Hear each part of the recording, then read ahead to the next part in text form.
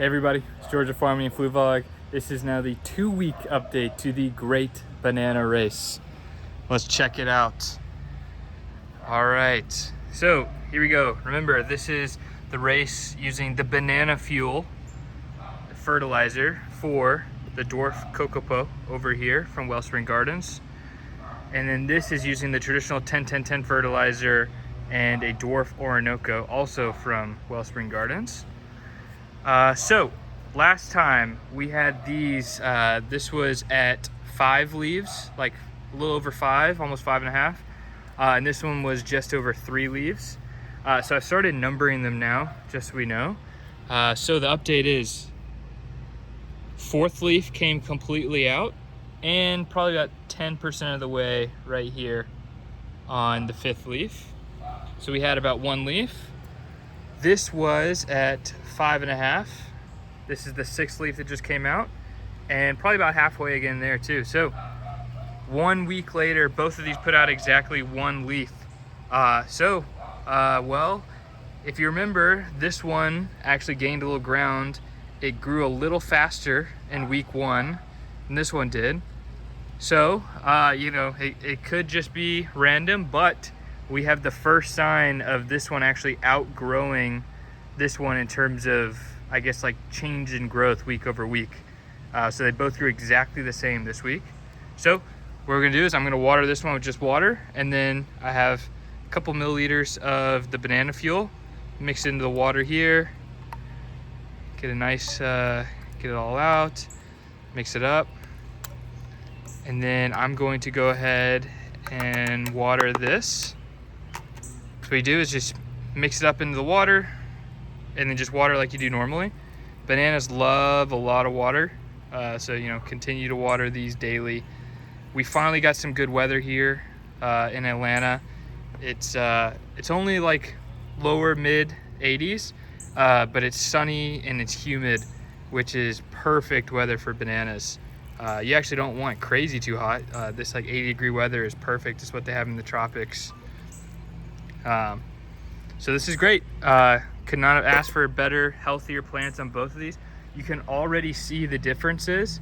So the Dwarf Orinoco, it's just a beautiful, perfect green.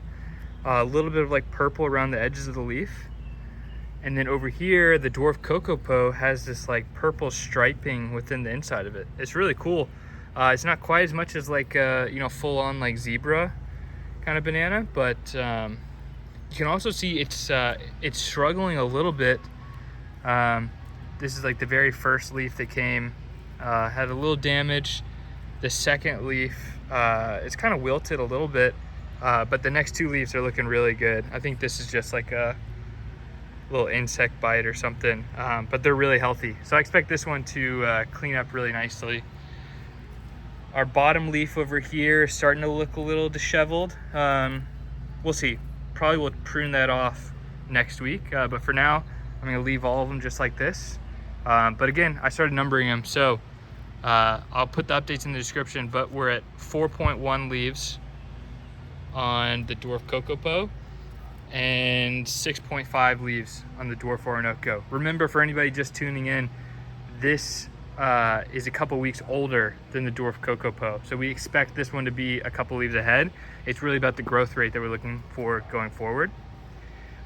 So just as an update, I'm sure you guys are all aware, but if this is your first time growing bananas typically fruit between 30 and 50 leaves, with the Dwarf variety being on the lower end. So you kind of would expect with Dwarf bananas to have a flower and bananas by around leaf 40 or so.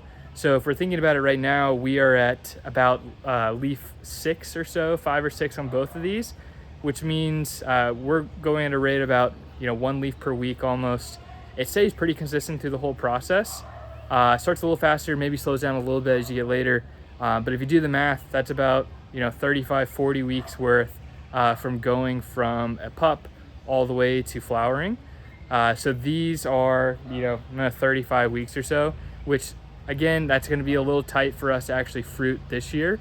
So in reality, we're probably going for fruiting next summer based off a rather large offshoot or pup of both of these later this summer that we'll keep alive over the winter indoors, but we'll also get these really large and then overwinter them. The problem is the flower is actually formed around 7 or 8 leaves before it actually comes out. So therefore, even if you overwinter them or whatever, if it freezes within like 7 or 8 leaves of the flower is actually already formed and can get damaged. So that's why it's really tough to overwinter one that's really close to fruiting. But let me give you a quick update on the Raja Puri. So remember, we bought this one not from Wellspring Gardens, but from another site. Willis Orchards is the name of that site. And they did a really good job too. So it's much larger. We paid significantly more for it, and it came, I think it's put out around 3 or 4 leaves at this point. I think 3 leaves, yeah, all these healthy ones. It's also putting around 1 a week or so. I don't know, exactly how many came from when it was a really small pup here. But if I look at just, like how many are on this one, this is 6 around this size. I just took an estimate and said this was probably around like leaf 10 or so. So then I started numbering them from there. So I think it's like 11, 12, 13, 14 over there. And then this is 15. So this is not exact, but I just want to keep track of it just so you guys can kind of see roughly, how many leaves it takes to get to a flower, because it's really cool because then you can kind of time it. Each banana variety will be different. So the Dwarf Orinoco might have a different number of leaves versus the Dwarf Kokopo versus the Raja Puri. All of these are dwarf. The Raja Puri is most likely going to grow to be a little bit taller, but traditionally kind of the shorter the plant, the fewer the leaves, so it may even be less than 40, but year over year they're going to be around the same number of leaves. So you can count them this year and say, hey, my Dwarf Kokopo flowered at 38 leaves. Next year it's going to flower within 1 or 2 of that same thing, especially when it's coming off the same corm. So it's something that you can kind of just prepare yourself and get ready and really be able to track it. That's why we're plotting this year. I have it in the description, week over week, exactly how many leaves we have on each of these, so we can kind of make some estimates for future years and hopefully kind of optimize our growing here to get these to fruit and plenty of time to be able to ripen before the end of the year. Thanks for watching, guys. Remember, I'm working with Wellspring Gardens. There's a link in the description where you can order these banana plants and the banana fuel.